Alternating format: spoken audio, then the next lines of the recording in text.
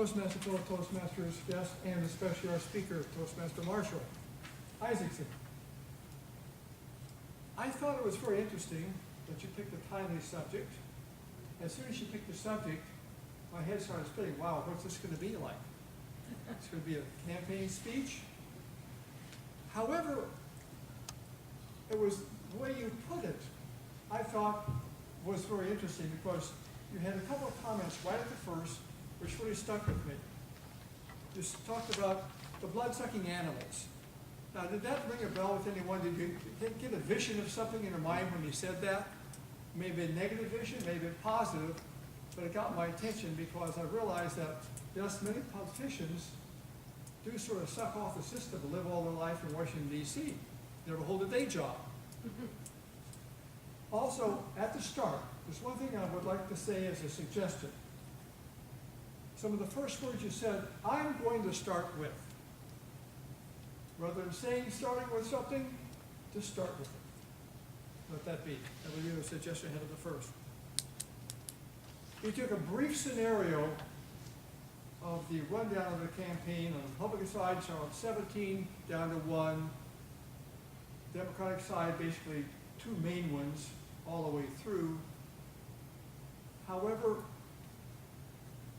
I think you could have shown the difference in the 2 sides.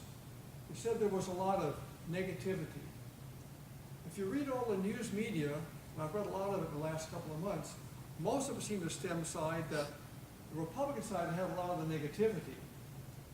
And I saw one big article in Time magazine, the front page of it, right on the cover said, a picture of Bernie and Hillary in a debate, and said, this is the way campaigns should be run, because the first several debates they had were very issue-oriented. And I did hear something said about they didn't talk about issues. I think that's more on the Republican side, because the Democratic side, even the commentators talked about it, that they were not negative to each other, but they stuck with issues. That was the big difference between the two, and I think you might have brought out. I liked the little humor about Colonel Sanders. That's good. Gave us all a laugh. You asked for public, or rather audience participation, which is very good. I think you might have, as you're listening to these comments, had an overall theme at the start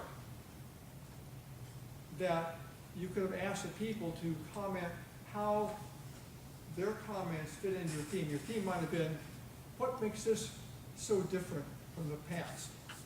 What do you find unique in the Republican side or unique in the Democratic side that we haven't seen in the past?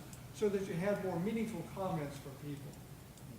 It was a timely subject. You didn't use any big words I had to look up in a dictionary. You did that part fine. You might have used some rhetorical devices that we learned in freshman English in high school. Onomatopoeia, there's a long name you could have used. And the metaphors, similes, made some of those up that you could throw in. I think would have helped that out. Very interesting subject. I like hearing all the comments. General Valerie.